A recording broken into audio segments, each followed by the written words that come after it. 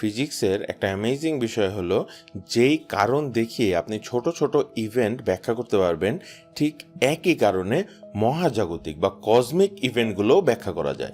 যেমন recently Hubble telescope দিয়ে একটা গ্যালাক্সির ছবি তোলা হয়েছে। তো এই গ্যালাক্সিটা আমাদের মিল্কি ওয়ে গ্যালাক্সির থেকে প্রায় 2.5 গুণ বড়।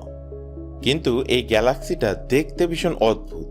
এর সেন্টারের চারপাশে আমরা অনেকগুলো রিং দেখতে পাচ্ছি। তো এর আগেও আমরা বিভিন্ন শেপের গ্যালাক্সি দেখতে পেরেছি, most of them are spiral, এবং কয়েকটা রিং আলা গ্যালাক্সিও দেখা গিয়েছে।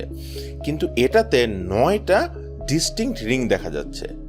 তো এটার একটা নিকনেম সায়েন্টিস্টরা দেয় বুলজাই গ্যালাক্সি। তো এখন প্রশ্ন হলো, গ্যালাক্সিটা দেখতে এরকম কেন? তো এই গ্যালাক্সিটার কাছেই একটা ব্লু ডোয়ার্ফ গ্যালাক্সি আছে। তো আজ থেকে 50 মিলিয়ন বছর আগে এই ডোয়ার্ফ গ্যালাক্সিটা এই বড় গ্যালাক্সিটার একদম সেন্টার দিয়ে পাস থ্রু করে। তখন সেই গ্যালাক্সির গ্যাস ক্লাউডগুলো একটা রিপেল ইফেক্টের মতো তৈরি হয় এবং সেখান থেকে এই রিংগুলোর জন্ম। তো ঠিক একইভাবে আপনি একটা পাথর যদি পানির মধ্যে ফেলেন, তাহলে যেভাবে একটা রিপেল ইফেক্ট তৈরি হয়, ঠিক একইভাবে এই গ্যালাক্সিটাতেও একটা রিপেল ইফেক্ট তৈরি হয়েছে।